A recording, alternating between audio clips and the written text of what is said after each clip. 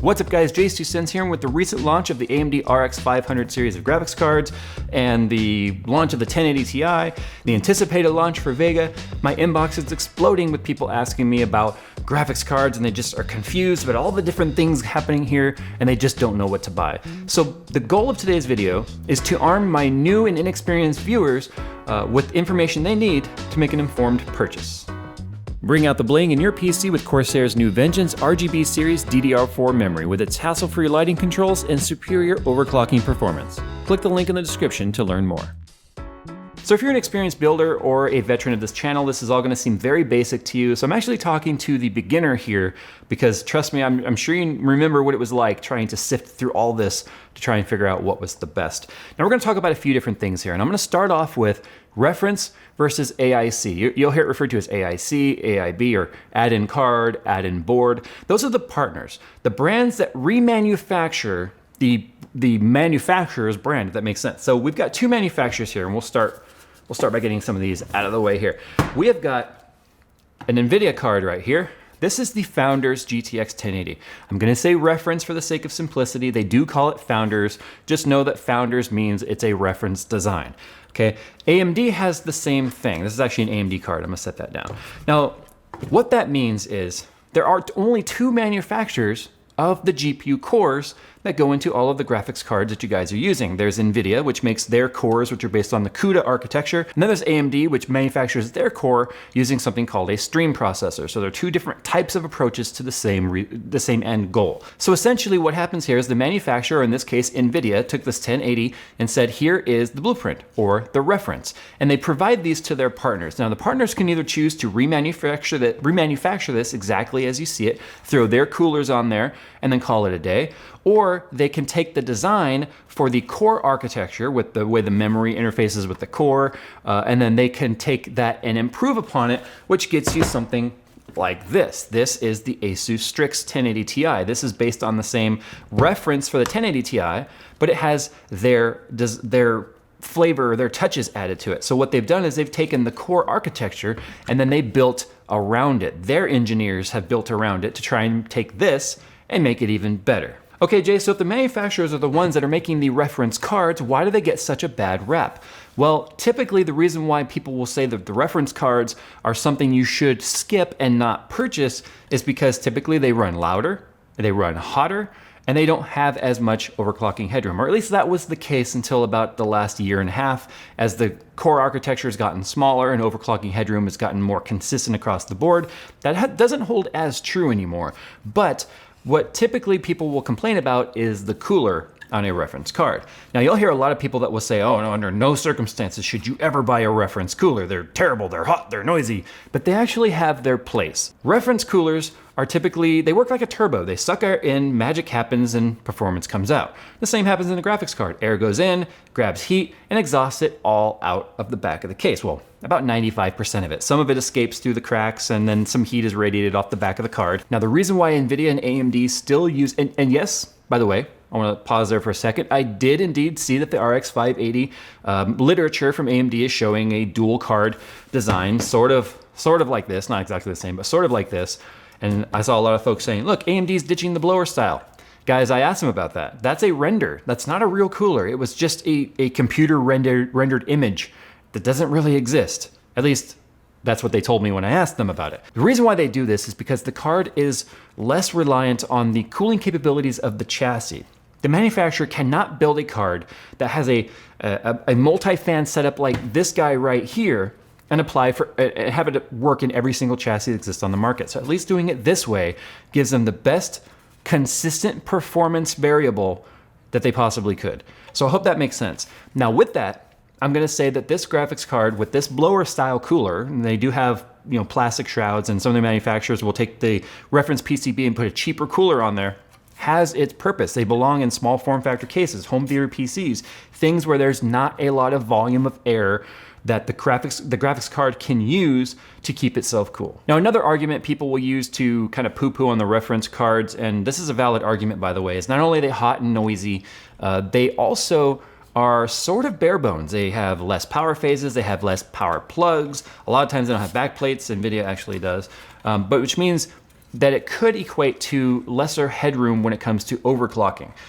So not everyone's an overclocker though, but there are benefits to going with a custom card. So I'm gonna set this one aside, and we're gonna take the Strix, for instance here. This is a triple fan design, which means that you have a lot more airflow blowing down on the card. You've got this giant heatsink array on here with a bajillion fins. That's the official number, a bajillion.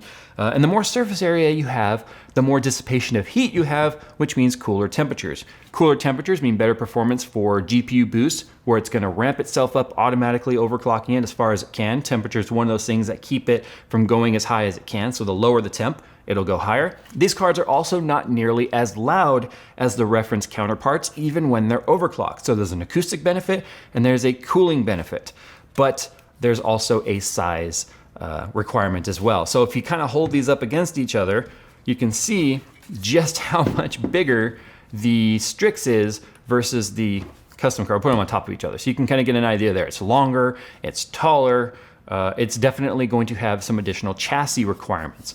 Now, speaking of chassis, when you have all of this air being pulled in from the environment or the envelope of the chassis, pushing down this graphics card, it's coming out the back, the sides, the bottom. It's coming out of all four sides of this card, which means your chassis has to be able to do something with that hot air. So that's where the blower styles come in. The chassis isn't exhausting the hot air, the card is.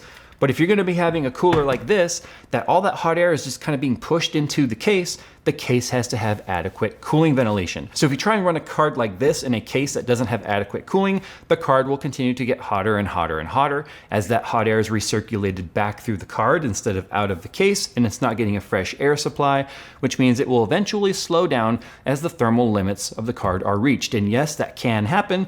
Put this card inside of a case, put no case fans on the case, and close it up and watch how fast this thing thermal throttles. It would happen pretty damn quickly. Now, another benefit to the custom cards, or we're gonna call them AICs, which stands for add-in card, is they have multiple power connectors. Now, I wanna dispel a myth here real quick. A myth is if it has more power connectors, it's a better overclocking card, which I've heard a lot of people say, well, the GTX 1080 only has a single power pin, so clearly it can't be a very good overclocker. So when you take the custom card and it has additional power pins, clearly it's gonna be a better overclocker. That's not true. I can tell you right now that my GTX 1080 Founders Edition card is one of the fastest 1080s that I have.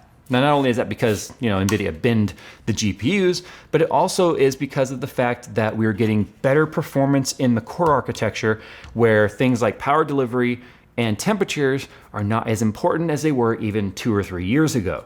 But that doesn't mean that they're not necessary to run additional power plugs. What the manufacturers are doing is they are allowing the card to draw as much power as it needs without oversaturating in a single power pin. Now, although the reference cards are getting more efficient and they're not needing additional power pins, these cards are designed to go balls to the wall as fast as they possibly can. They're gonna self-overclock farther and they're gonna stay there longer because of the additional cooling, but not only that, most of the custom cards have additional power phases on them. You can kind of see the back of the power phases right here, but they're taller PCBs as well because they're fitting more power phases on there.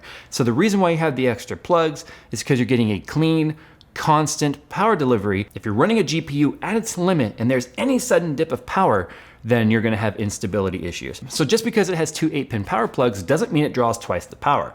We're just making sure that there's enough power making to this card without one 8-pin PCI Express cable being oversaturated. Something else to keep in mind too is the custom cards are usually taller and longer than the reference cards, so you wanna make sure that you look at the specs of the card you're shopping for and make sure it's gonna fit in your case.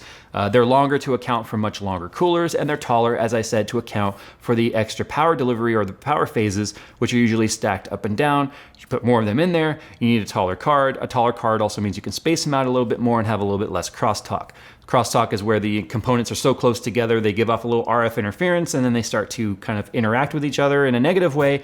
And so having a bigger PCB reduces that. Now, each brand has their own flavor of custom cards, right? This is the Strix. It's available in both AMD and NVIDIA GPUs because Asus is agnostic. Same thing with MSI. This is the Gaming X. This is the 390. So you've got the same cooler style though on the GTX 1080 Ti. I think I have one right here. Yeah, so here's the 1080 Ti version of it. They look the same, but they're not always built identical. There's some variance between them depending on the power requirements and the cooling requirements of the GPUs. Now, something else I want to keep in mind, and it's a little bit less important today as it used to be, since motherboard manufacturers are now spacing out the cards as far as possible. They're not sandwiching them together anymore, so you can have more flexibility in which PCI slots you use. A lot of cards now, to account for the giant coolers, are going to what's known as a slot and a half. So not only is the card taller and longer, it's also fatter. So as you can see right here, this is a dual slot when it comes to mounting, but it's actually a 2.5 slot because the cooler is actually taller, wider than just these 2 slots. So if you had an old school motherboard and you had to squish these up against each other, you actually wouldn't be able to, because the cooler, as you can see, is just so much thicker. I don't know if you can actually see that. Now let's go and close out with overclocking.